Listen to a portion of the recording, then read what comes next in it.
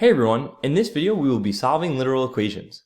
The key to solving a literal equation is to identify the variable they're asking us to solve for and treat all the other variables in the equation as constants.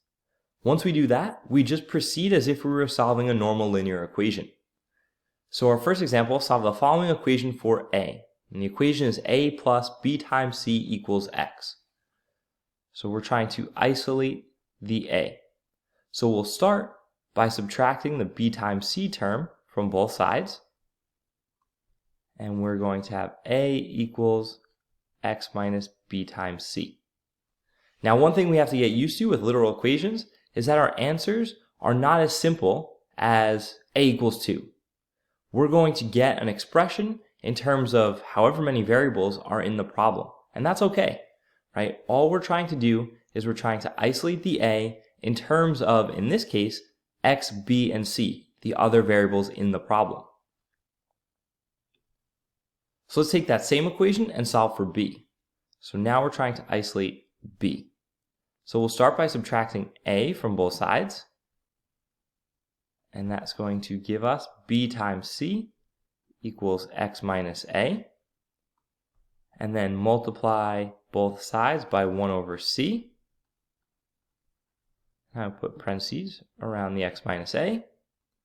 So that's going to give us b equals 1 over c times x minus a.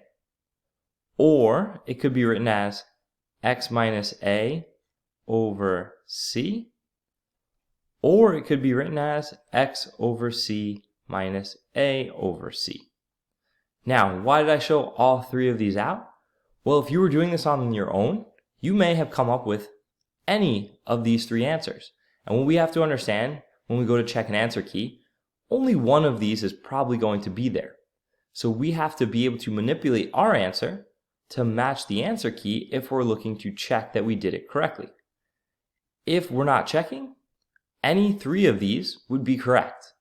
Okay, so we either have 1 over c times the quantity x minus a, or we could write it as x minus a, that whole expression divided by c, or if we distribute the 1 over c to each individual term, x over c minus a over c. And again, all three of these are equivalent. Solve for x, where a, b, and c represent positive constants. So in this example, we have two x variables in the equation. So let's proceed and see if we have to do anything differently. So we'll start by distributing the 2. So we have 4x minus b equals 2x minus 2ac. Next step, we'll subtract 2x from both sides. So we get 2x minus b equals negative 2ac. So here, the two x terms actually combine. So now we only have a single x variable to isolate. Makes our life a little bit easier. So now we'll add b to both sides of the equation. We get 2x equals, I'm going to write this as b minus 2 times a times c, but you could have also written this as negative 2 times a times c plus b. And then our last step, multiply by 1/2. Multiply by 1/2. And x is equal to b minus 2ac over 2. Or if I distribute the 1/2 in to each term individually, b over 2 minus ac. Both of these are equivalent. And again, I prefer to multiply by 1/2 instead of divide, but both of them are mathematically equivalent, okay, and they're both well defined. Now, given I equals p times n divided by r times n plus a, we're going to take this same literal equation and solve for p, and then we're going to solve for r. So first, if I'm solving for p, I'm going to write I over 1. I'm going to start by cross multiplying. So we get I times r times n plus I times a equals p times n. And now we're trying to isolate our p variable. So we can multiply both sides by 1 over n.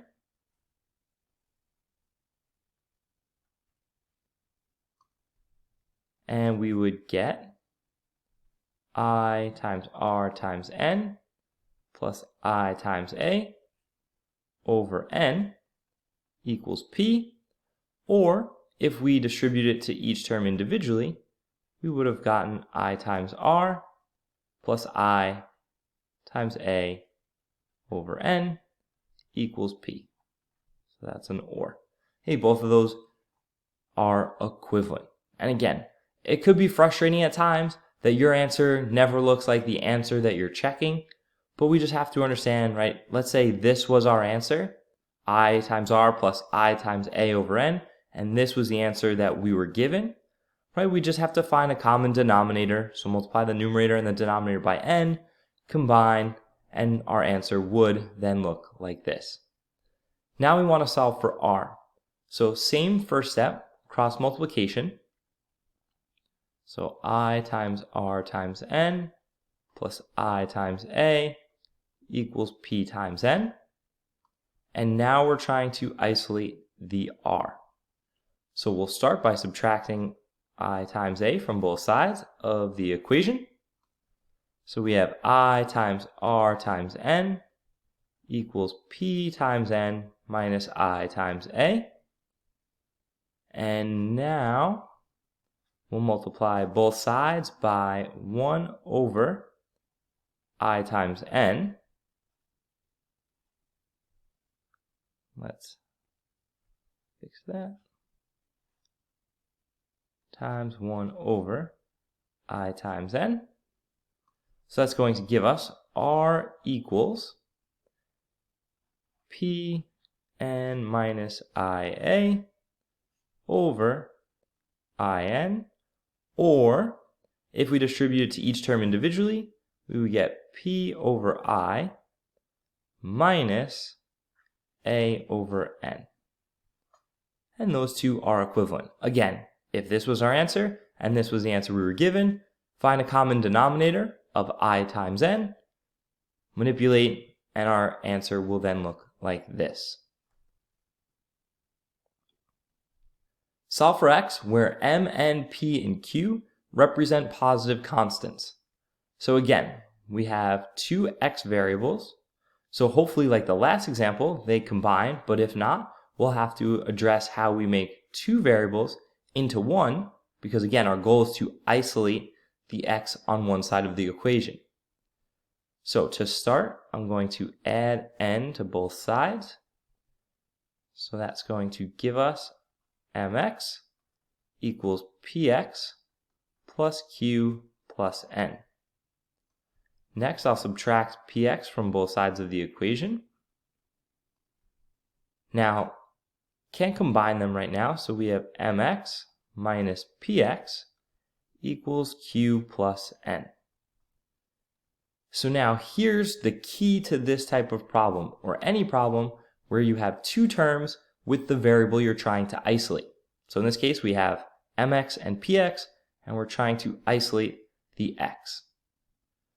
Well, just going off to the side, right, if we have a times b plus c, we can distribute the a in a times b plus a times c.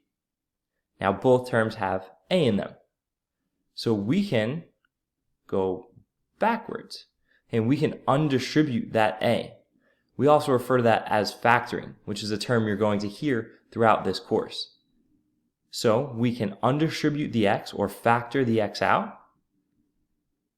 M minus p equals q plus n. And again, all we have to do is go backwards a step to verify what we did is correct.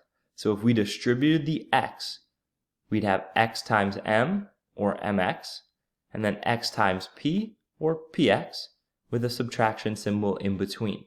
So we know that this is equivalent to this. And now our last step, we're going to multiply both sides by 1 over m minus p, or divide by m minus p, if you'd rather think of it that way. And that's going to give us x equals q plus n over m minus p. And we've isolated the x variable in terms of the other variables in the problem, mn, p, and q. And that's our goal when solving any literal equation. Isolate the variable they're asking us to solve for in terms of the other variables in the equation. Our steps are exactly the same as if we were solving a linear equation with numbers in it, but now most of our terms are variables.